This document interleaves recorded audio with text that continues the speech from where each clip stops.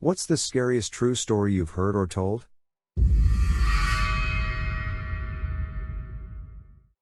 This happened to me. This is from the days when I used to live back home. I used to live in Karachi, Pakistan, but now moved to UK. We used live very close to a SID, Police Investigation Department aka Pakistani FBI, building which we all were unaware of and always thought it was just an ordinary government building till on 11th November 2010.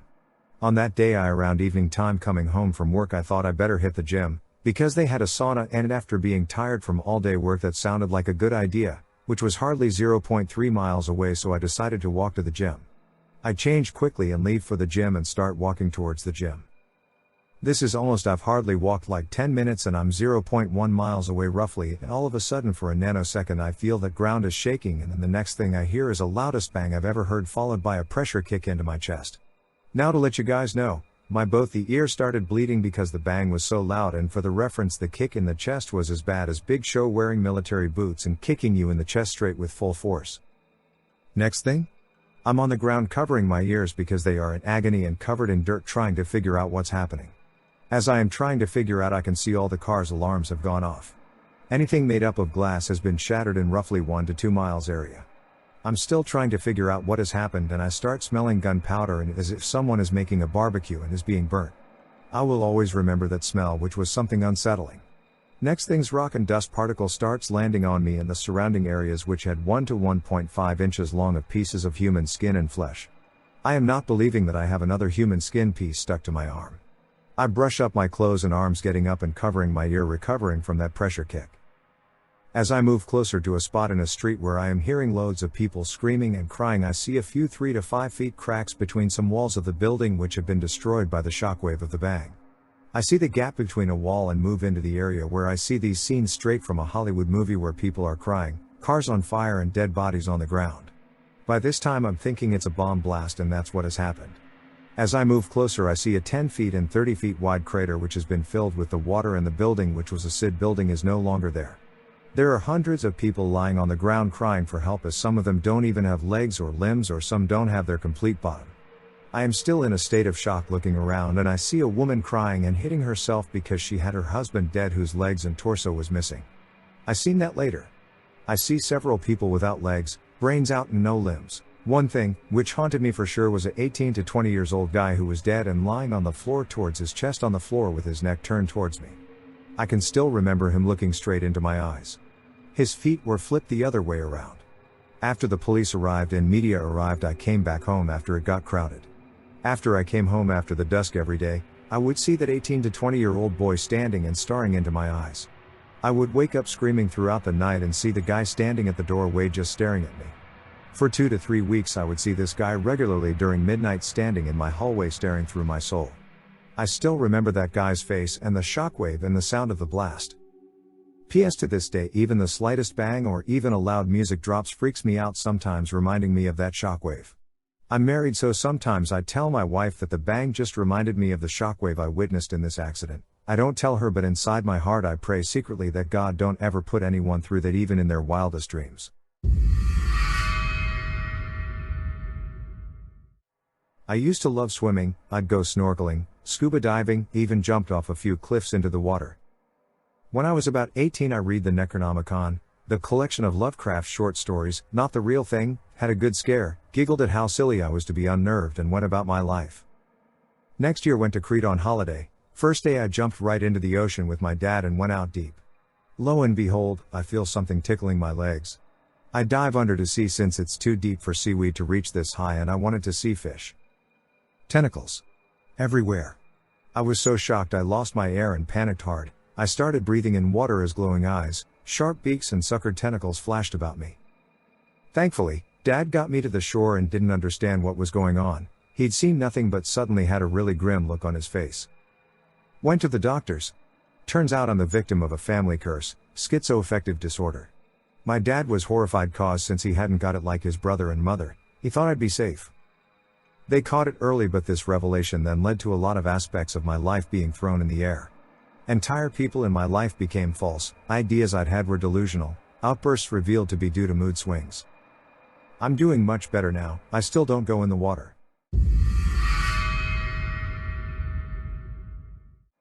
When I was a little girl, 9 years old or thereabouts, I was playing at the school down the street from my house. It was the middle of summer and myself and a girlfriend were hanging around watching the boys play street hockey. One of the boys called my name and said a man in the parking lot was looking for me. The parking lot was mostly obscured by the building, but I could see an old 70s style van that hadn't been there earlier. I was walking over to the van when the mother of one of the other kids showed up looking for her son and asked me what I was doing. When I told her someone in the van was looking for me, she took my hand and started to walk with me and the van pulled out and sped away. Friend's mom walked me home and I wasn't allowed out of my yard without my parents for the rest of the summer. I was so upset and didn't understand why I was being punished. It was only years later that I understood that I was likely being targeted by some opportunistic scumbag for who knows what. Thanks Mrs. Gibson, wherever you are. My parents didn't say they were punishing me, they just kept me close to the house, so I assumed that I was being punished. I lived in a very small, safe we don't lock our doors town. Kids roamed the streets from sunup until sundown, typically playing in the old quarries and on railway tracks and on gigantic limestone hills and all kinds of shit we'd never let our kids do now. A few people were worried about Mrs. Gisbon's son, he was fine. We all were. She had come in from the other entrance to the schoolyard behind us whereas the boys were closer to the parking lot. I barely got within shouting distance of the van before it sped off. Most kids are unfortunately abducted by people they know, so I have no way of knowing if it was some creep who knew me from all the activities my parents had us in or just some opportunist guy who said to the boy, "You know that girl over there? Can you call her over for me?" We were all taught about stranger danger. Shout out to Canadians who remember stay alert. Stay safe, and because Mrs. Gibson showed up, I'll never know if those lessons sunk in or not. My mom and I lived in a cheap single-wide trailer in a real shitty trailer park, single mom working 2 jobs and was going to cosmetology school after my dad left. I stayed with my aunts overnight a lot because my mom would work graveyard shifts. Anyway, she picked me up from my aunt's house around 7 a.m. one day and we went back to our trailer. I remember immediately not wanting to go inside, begging to ride my bike but my exhausted mother just wanted to go to sleep so we went inside and she laid in bed. I sat up watching Barney for a while and being the dickhead toddler that I was kept waking my mom up asking to go outside and ride my bike, which we usually kept in my room because if we left it outside it would get stolen. I told my mom I didn't want to go play in my room so I asked to lay with her. While we were laying there, for some reason I told my mom that there was someone in my closet and he wanted to hurt me. No idea how I knew that. I don't think I even went into my room that day. She got up to show me no one was there and when she walked in my room the folding closet door started to open and got stuck on something. Turns out, a previously convicted child molester had skipped bail on a new trial, watched my mom's comings and goings for a few days, and broke into our house while she was at work. He took my bike in the closet with him hoping I would come looking for it when we got home and the only thing that kept him from jumping out of the closet to attack my mom when she walked in there was the spokes on my bike getting stuck on the little metal tabs at the bottom of those folding closet doors. Needless to say, we ran like hell out of the house and got in the car and drove away. Unfortunately the guy got out of the house before the cops showed up. Closets still fuck me up to this day sometimes, 26 years later.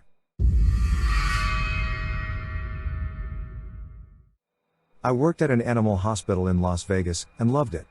Until one day, when I hear something off over the radio as I'm doing my walks. We get a lot of feedback, and it was a short transmission, but I was certain it sounded like someone screaming, with a dog barking in the background. It was very short though. I was unsure, but I trusted my gut. I jogged over to the main treatment building and looked in. No screaming, no panic. Thought I was tripping. Decided to check the luxury boarding building, where my boss Gabby was. Silence.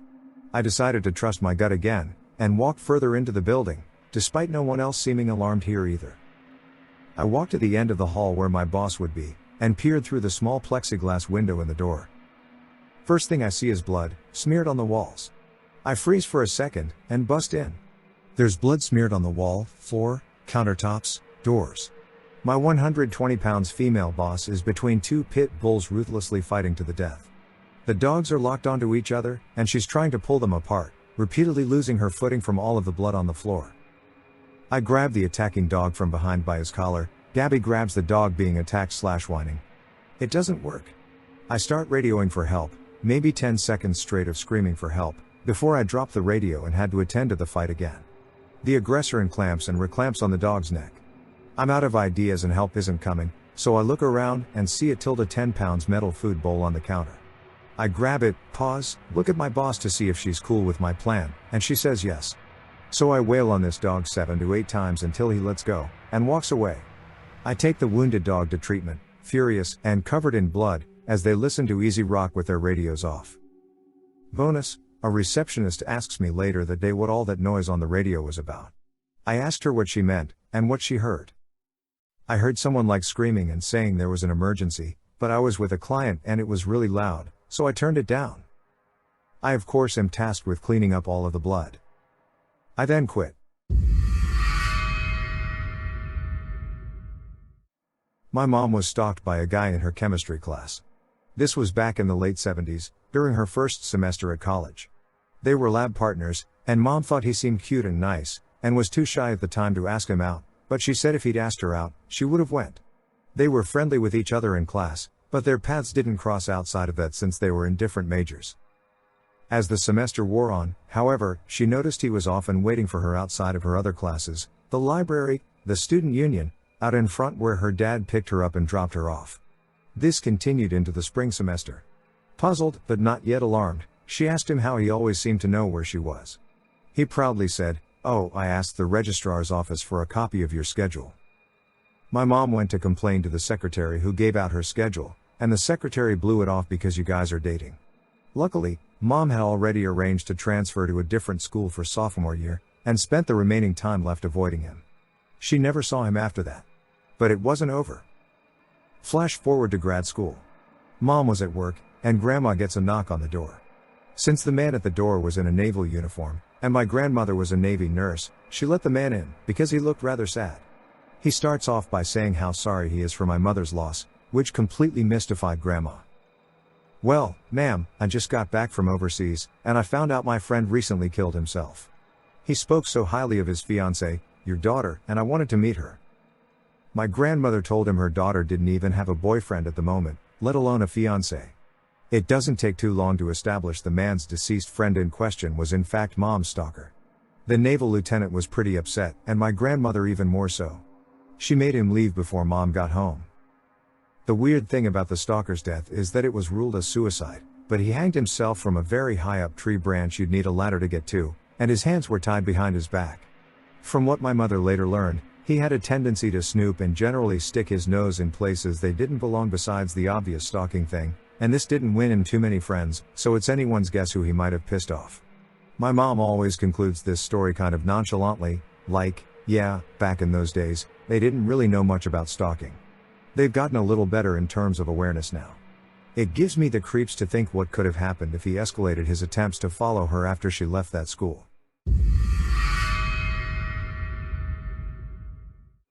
My mom's best friend was driving home from work one night when she got pulled over from a police officer. She had no idea why, but figured it could be a tail light or something, so she pulled over. When the officer approached, he confirmed to her that her tail light was out, and asked for license and registration, so she gave it to him and he disappeared to his car for a while. Later, when he came back, he started asking her weirder and weirder questions.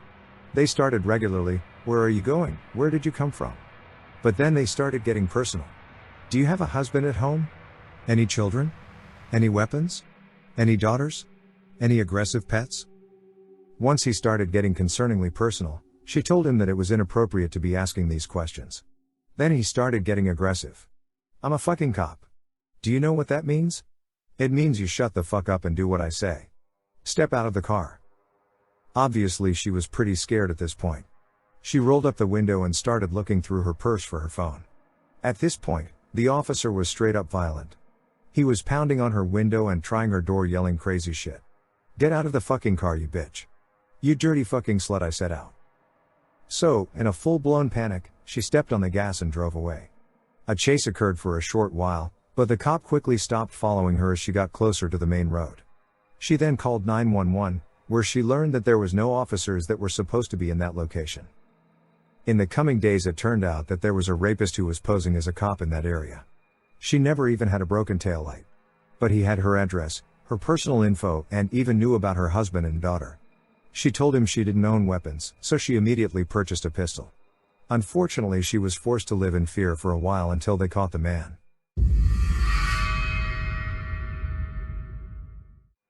I was about 6 to 7 years old. I didn't have any friends when I was that age because of how messed up my family was, and having ADHD and really fucked up teeth. They're fine now after braces and a palate expander. But there was this older girl named Angela next door. She was 14 to 15. I didn't know any better, and when she asked to hang out all the time, so I did. One day she invited me in to play or something or whatever, and she brought me into her parents' room. Her dad was an Army Ranger or Special Forces or some shit, but there was a disgusting amount of weapons in that room. She picked a shotgun up and joked about killing me and other people. Me being 6 years old just laughed and thought it was cool. So she then loaded this gun in front of me and showed me how it worked, and then pointed it at my face and told me to crawl around her house for literal hours. I crawled around and cried, and she would put the gun in my face and in my mouth, and would spook me with other guns and dry fire them at me. She then told me at one point to get undressed, and I told her I would do it in the bathroom because I was uncomfortable getting undressed in front of people. So I crawled to the bathroom, slammed the door and locked it, and jumped out of the window that was about a story and a half up. Landed on my face and chipped my tooth. I got away and kept this secret for about 2 weeks from my mom. I didn't know any better. When I finally told my mom, she lost it, called them cops, and they went over to her parents and questioned her and her parents. Her reasoning is that I shot her with a Nerf gun one time, so it was payback. I didn't see her for years later until I found out she was admitted to a mental hospital by her parents. I don't know how that day could have gone. But I'm glad I'm here.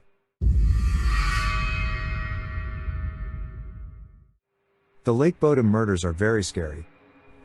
There are 4 teens who go on a camping trip in Finland. The next morning, 3 of the teens are found murdered, and one of them is almost dead and severely injured, but survived. No one knows who the murderer is today.